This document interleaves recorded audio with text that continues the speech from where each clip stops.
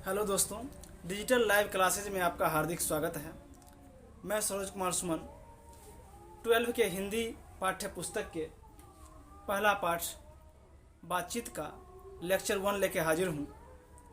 अगर आपको अच्छा लगे दोस्तों तो हमारे चैनल को लाइक करें, सब्सक्राइब करें तथा बेल आइकन को दबाना न भूलें। तो दोस्तों, बिना समय को गंवाए हुए आज का ये टॉपिक को शुरू करता हूँ। तो दोस्तों, जैसे आज मैं जिन बिंदुओं पर बात करने वाला हूँ, सबसे पहले बातचीत क्या है। तो हम जानते हैं दोस्तों, जो हम अपनी मनोभावों को मतलब हम अपने विचार को कई प्रकार से व्यक्त करते हैं, जिनमें प्रमुख है बोलकर, लिखकर या संकेत द्वारा। तो दोस्तों, इसी में से बोलकर जो हम अपनी मनोभावों को व्यक्त करते हैं, इसे बातचीत कहा जाता है।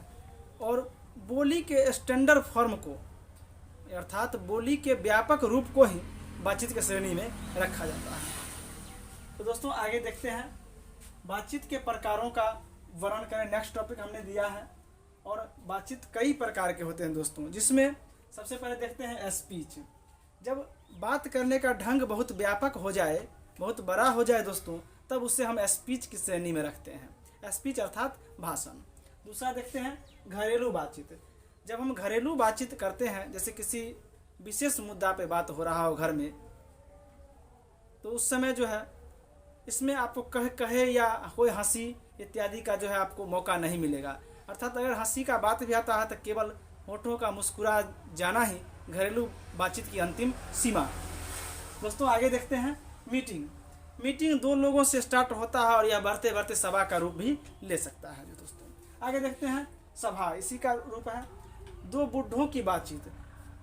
बातचीत के प्रकार के क्रम में अगर दो बुढ़ा की बातचीत अगर हो रहा है तो उनकी शिकायत हमेशा जमाने से हुआ करता है। वो बताते हैं कि हमारे ज़माने में बेटा तुम्हारे जैसे उम्र के मतलब 4-5 भैंस को लेकर के चराते थे।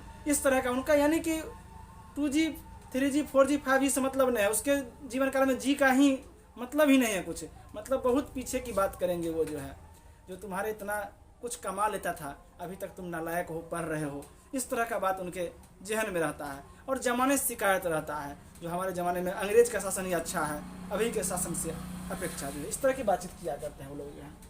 और अगला लड़कों की बातचीत, अर्थात जब दो लड़के आपस में बातचीत कर रहे हैं तो या अपने गुरु के बारे में बात करेंगे या अपने छात्र अपने जो है वो बोलते हैं कि साथी के बारे में बात करेंगे। आगे देखते हैं राजकाज की बातचीत। और बातचीत के ही क्रम में एक राजकाज का भी बातचीत होता है, जो किस प्रकार अपने राजकाज को चलाया जाए। आगे देखते हैं प्रेमालाप। जब दो व्यक्ति आपस में प्रेम पूर्वक बात कर रहे होते हैं, जैसे मान लेते हैं एक लड़का है और दूसरी लड़की है, दोनों आपस में एक पार्क में बैठ के अगर बात कर रहे हैं, तो उस समय अगर कोई तीसरा व्यक्ति आ जाता है तो उसका बातचीत का क्रम टूट जाता है। और वो क्या करता है, तीसरा व्यक्ति को उल्लू बनाने लगता है, अर्थात मूर्ख बनाने लगता है। वो इस तरह का कुछ भी नहीं बताएगा हम क्या बात कर रहे थे। चलिए आगे देखते हैं व्यापार।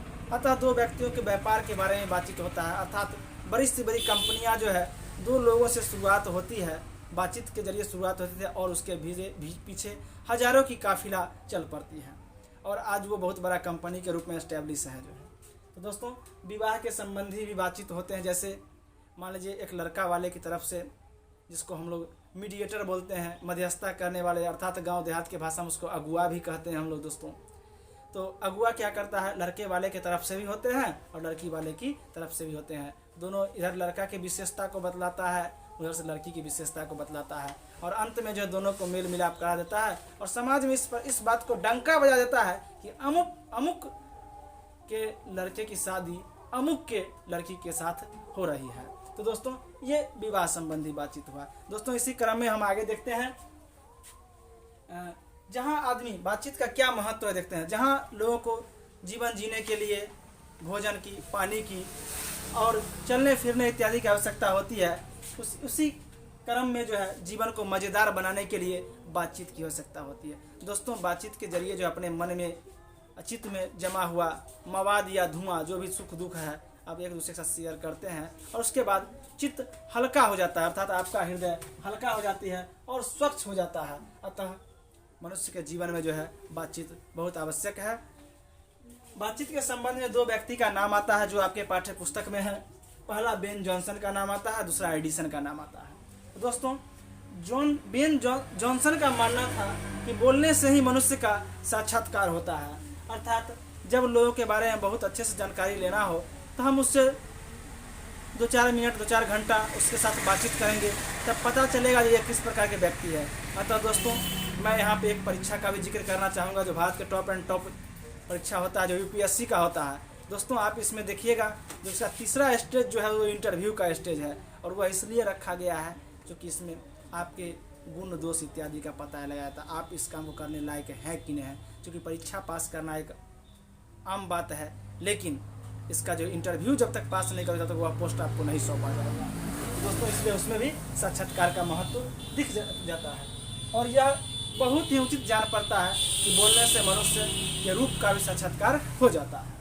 दोस्तों, एडिसन का मत था कि असल बातचीत सिर्फ 2 व्यक्तियों में हो सकता है, और जब व्यक्ति की संख्या 2 होती है तभी वे एक दूसरे के सामने अपना दिल खोलते हैं, और जब व्यक्ति की संख्या 2 से अधिक हो जाती है अर्थात 3 हो जाता है तो उसके बीच में जो है कुछ आपसी मनमुटाव हो जाता है और खुल करके बात नहीं कर पाता है, और ऐसी बातचीत को रमवल भी कहा जाता है, अर्थात वह फॉर्मेलिटी के लिए ऐसा बातचीत किया जाता है, केवल हाँ में हाँ मिलाने के लिए, गांव देहात की भाषा में ऐसे हम लोग बोलते हैं उसको जो है।